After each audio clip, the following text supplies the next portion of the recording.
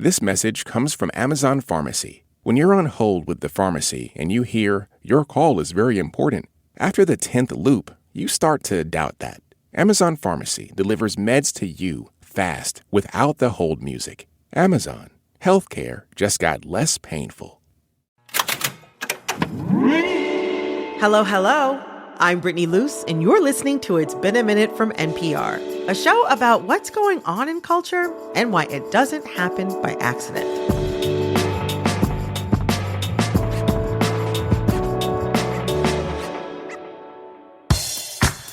This week, we're connecting the dots between Blackberries, pigeons, and doom scrolling. I know. How are all these things connected?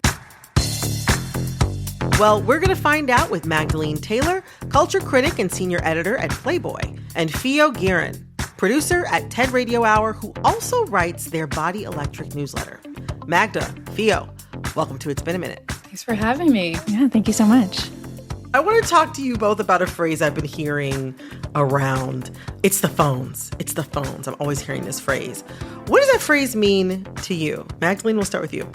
My interpretation of that phrase, it's the phones, is a sort of harkening back to something a lot of us who grew up using cell phones essentially probably heard a lot in our teen years from older generations that every social, personal ill we experience, being lazy or whatever, is because we're on our phones. It's those damn phones. A lot of us are realizing that perhaps the older members of our community had some wisdom to share there in that actually, yeah, our phones are in fact a problem. And even for a lot of the members of the older generations, the phones are a problem for them too. Yeah, I mean, I have to say it has been very rich the past 10 or so years to see the same parents that were constantly chastising me for using my phone all the time. Now they're on their phones all the time. The tables have turned. But Fia, I want to hear from you on this as well. Yeah, I think there is a lot of shame wrapped up in this. And I think the unspoken part is that it's not you, it's the phones. I think people are realizing that the problem is bigger than their personal willpower. But it really doesn't let us off the hook. I think we still need to make a change, but the prescription isn't to override our brains with more and more willpower. It's to change this tool that for a lot of us kind of feels out of control. I have to say, I really appreciate that gentle reframe. That this is not an issue with my personal willpower, because that's not what I tell myself. And maybe other people need that reframe too. A majority of U.S. adults say that they are on their phones too much. Some people are trying to solve this by going back to what they call dumb phones, like the opposite of smartphones, meaning no apps and no internet. But according to Pew, over 90% of Americans still own a smartphone. So I want to know, is it really the phones? And if it is, how do we get out of potentially toxic relationships with them? To start, Fia, what evidence is there that it is, in fact, the phones? What do smartphones do to our brains and to our behavior? I got to talk to addiction expert Natasha Schul about the design pillars that make our phones so hard to step away from. And one of the details that she brought up with me was this thing called intentional non-resolution. Mm-hmm. A lot of apps you'll see have infinite scroll or infinite swiping, which means that there's no natural endpoint. Yeah. And so if you kind of compare this to other forms of media, like if you're reading a book, for example, every page you turn, there's a decision point where you're deciding to keep going or you have the chance to stop. And that just really isn't the case with a lot of apps, and that's by design. As humans, we really want to finish a task at hand. Yeah. But Natasha says that our apps really hold our attention by withholding natural places to stop. And that's what keeps us there for longer than maybe even we want to be. Mm-hmm. But the effects of your phone are there even when you're not using it at all. What? So someone else I got to talk to, behavioral economics researcher Kristen Duke, she worked on this study that showed even when the phones are completely silent, there's still a pull at our attention. And so she did this experiment where She had participants put their phone on silent and either have them close to them on their desk but face down, in their pockets, or in the completely other room.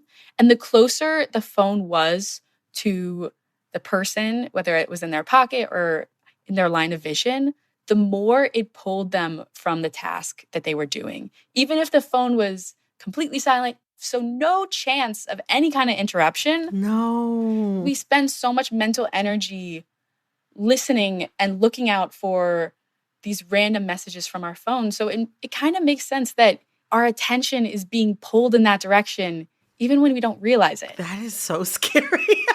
It is. It is It's very so scary. I think that we can see how there's huge social implications there. The most obvious being that if we are in the presence of our friends and we are also always thinking about our phones and trying to answer a text message or whatever else, then we're not fully socially present with our friends, and we're not getting the same kind of fulfillment from these social interactions that we ordinarily would. And I think that becomes something of a self-feeding cycle here, because the other social implication of our phones is that instead of actually hanging out with people in person, a lot of us are instead just sort of hanging out with our phones. And when you compare all of this data to statistics about time spent alone or the decline in the number of hours we spend with friends or hanging out with other people, it's hard to say that there's a direct causation here, but it would certainly appear that there is a correlation between how much more time we're spending on our phones and how much less time we're spending with other people. To play devil's advocate, though, I'll be the first to say I love a phone. I hate my phone. I also hate my phone, but I love it too. And it's made a lot of aspects of my life easier.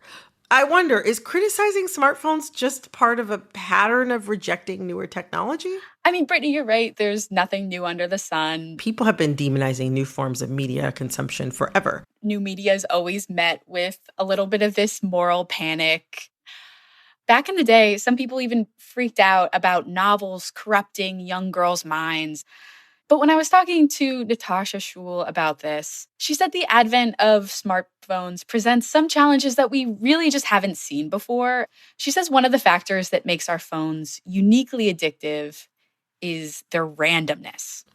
So in the mid-20th century, psychologists were doing these experiments with rats and pigeons to see how they'd react to different reward systems. In these Skinner box experiments, they'd test both predictable reward systems, so let's say every other time you peck, or every 10 times you peck, you get a little reward. But they also tested randomized reward systems. So there was no rhyme or reason to when the reward is coming. And they found that the animals getting the random rewards became hyper fixated on the reward systems. They kept going back and back and back to try to get that little treat. And I hate to say it, but we humans were really not that different from rats and pigeons in the way we operate. It might not be a little seed, but it is a little treat when we get to open our phone and see, oh, we got a message. Oh, there's something new. That novelty and that randomness really keeps us there. And you might be saying, well, I'm not on social media, so this doesn't really affect me. But we see this randomness both in the algorithms, but also just in the notifications you get from your phone, whether it's a text or an email. So it's really affecting all of us just having a phone. A book just is not going to be as randomly rewarding to our dopamine receptors in the way that our phones are. And, also when we, again, think about how we're spending our time and the reality that there are people who are spending upwards of 10 hours a day looking at their phones, I'm sure there are some super readers out there, but most people are not reading for 10 plus hours a day. And, also, moreover, a book can provide a lot of entertainment, but it isn't fulfilling us socially in the same way that our phones often trick us into that sense of fulfillment. Coming up, dumber phones like BlackBerries might look enticing, but are they any better than smartphones? People used to call it the crackberry just because it was so hard to put it down. Yeah. Stick around.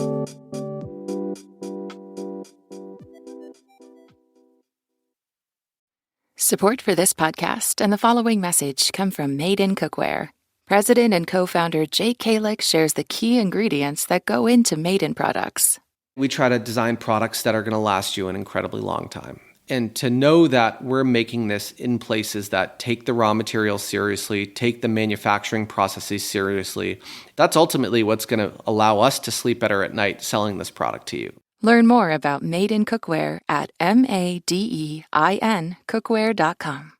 This message comes from Cook Unity. Enjoy high-quality culinary masterpieces for a fraction of restaurant takeout prices. Subscriptions start as low as $11 a meal. Skip deliveries, pause, or cancel anytime. Get what you're craving. Try fresh, great-tasting meal delivery made by your favorite celebrity chefs. Go to cookunity.com/meals or enter code MEALS before checkout for free premium meals for life. Terms and conditions apply. Go to cookunity.com for details. This message comes from Amazon. When you're on hold with a doctor's office or pharmacy and the operator says, "Your call is very important to us," after the 10th time, well, suddenly your call doesn't seem very important to them at all. Amazon One Medical has 24/7 virtual care, and Amazon Pharmacy delivers meds right to you fast, without any horrible hold music. Thanks to Amazon, healthcare just got less painful. Okay, so I think we've established that a lot of us know that we have a problem. And according to a Gallup poll from 2022, over half of U.S. adults say that they use their phone too much. So it's not surprising to me that there's a kind of love-hate relationship with the phones. But Fio, you've looked into how some people are trying to turn back the clock on smartphones and return to what many people are calling dumb phones. What's going on there?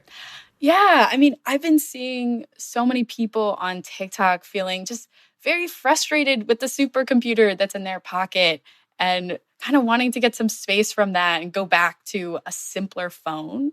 Yeah, like you said, people are calling these dumb phones. And we've seen this trend for a couple of years now. We've seen people either going back and trading in their phone, downgrading for a flip phone, or at least talking about it a lot and thinking that it might fix them. But the most recent evolution of this trend is TikTok's current fascination with the BlackBerry. It was the best of times having a BlackBerry, I have to say. I think a lot of young people are seeing BlackBerries kind of as like the sweet spot between a flip phone that doesn't do too much and the modern smartphone that is doing way too much. And I think that you could also chalk this up to some of like the retro tech, early aughts, admiration, all the trends and aesthetics coming back. But I think that this is more than the aesthetics. In that same Gallup poll you referenced about over half of adults feeling like they're on their phones too much, well, the stat jumps to 81% when you're just looking at people from 18 to 29. Wow, that's interesting. So it's like that 18 to 29 group is both in too deep and aware that they're in too deep.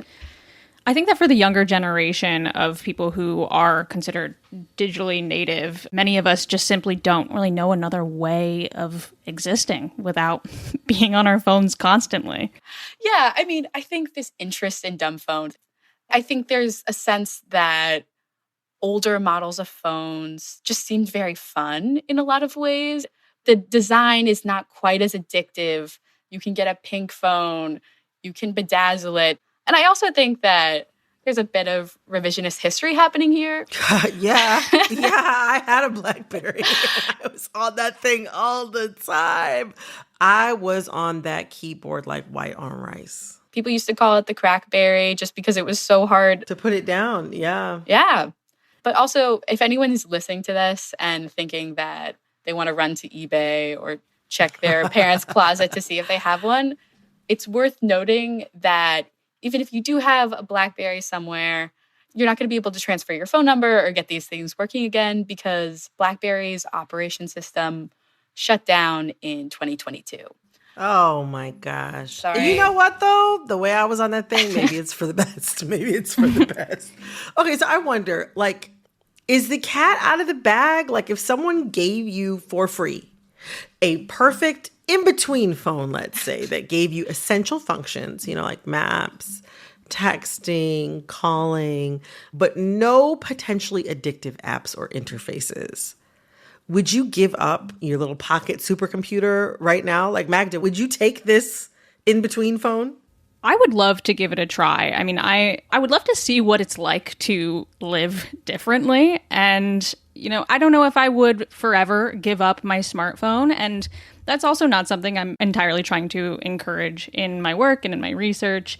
Mm-hmm. More so, I just think that we all need to reconsider our relationships with our phones and whether we're using the technology or the technology is using us. So I personally would love to have the opportunity to still function in society and get to where I need to be. And I'm sure it's kind of funny me saying this now because obviously people existed without smartphones for a very long time. It's true. I think this all just speaks to how culturally dominant the phones are and the reality that it is indeed the phones, that existing without a smartphone seems like an insurmountable task.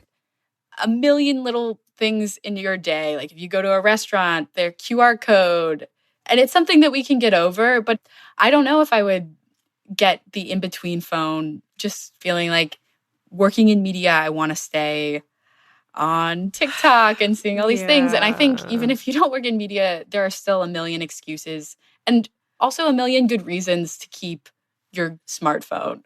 What I'm hoping comes from this thumb phone trend isn't necessarily us all throwing our iPhones out the window and getting flip phones, but more options and maybe some extra friction built into the UX design. To make it less less likely that you're going to, fall into an app and then stay there for hours. Yeah, exactly. I wouldn't mind having an in-between phone, but I'm wondering, what does it mean that almost all of us are trying to negotiate relationships with these things in our pockets? I mean, how do we do that as a culture when 91% of us already have a smartphone? How do we manage this relationship? I think that the ubiquity of the phones and how they have become compulsory is just all the more evidence of how we do have some personal responsibility here to think about our relationship with this product that we only marginally have a choice in using now. I mean, I do know how to navigate a subway map, but gosh, it is a lot easier to have my phone on me to get around. And so I just think that we are at a point where we do need to be asking ourselves if this relationship with our phones is benefiting us, and if it's not quite giving us what we want from it, then what can we do to improve it? Mm-hmm. Even if we're all in the same boat in some ways, other people having some of the same problems isn't really going to make you feel that much less isolated when you're just sitting alone at the end of a doom scroll. And I think this is an individual relationship between you and your phone. And I think the best way to kind of get some space from it, to get out of it a little bit, is to set yourself up in situations where you're feeling a pull to something bigger than your phone, whether that's you spending time with nature or hanging out with friends. I think even having just solo time where you're being very, very intentional and trying to sit with yourself, I think that can also be an opportunity if you're being intentional to step away from the phone. I think that this isn't really about your willpower. I think it's more about creating moments of connection that kind of interrupt some of the phone habits that we've gotten stuck in. I love that idea. Magda, Theo, thank you both so much for joining me today. I'm leaving more optimistic than I began. This was lovely. Thank you so much for having me on. Yeah, thank you so much for having me. That was Magdalene Taylor, writer, cultural critic, and senior editor at Playboy, and Theo Guerin, producer at TED Radio Hour and a writer of their Body Electric newsletter, which you can find at npr.org/bodyelectric. And you all know I love hearing from you. And I just want to shout out one comment I read this week on our episode about Coldplaygate and surveillance culture. Bree Floyd wrote, quote, "I related to this episode so much, being a tech nerd since birth. It's hard to feel comfortable out and about with the fear of becoming a meme. But also, I'm with B here. You cannot stop a vibe when you are a vibe." Bree, you are so right.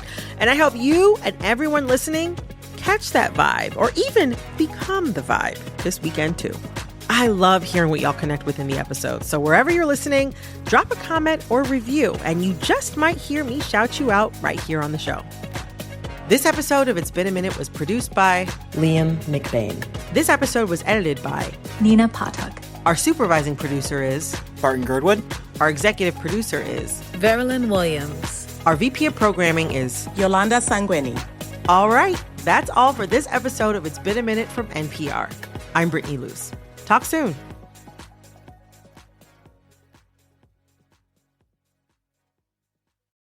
This message comes from Schwab. At Schwab, how you invest is your choice, not theirs. That's why when it comes to managing your wealth, Schwab gives you more choices. You can invest and trade on your own. Plus, get advice and more comprehensive wealth solutions to help meet your unique needs. With award-winning service, low costs, and transparent advice, you can manage your wealth your way at Schwab. Visit schwab.com to learn more.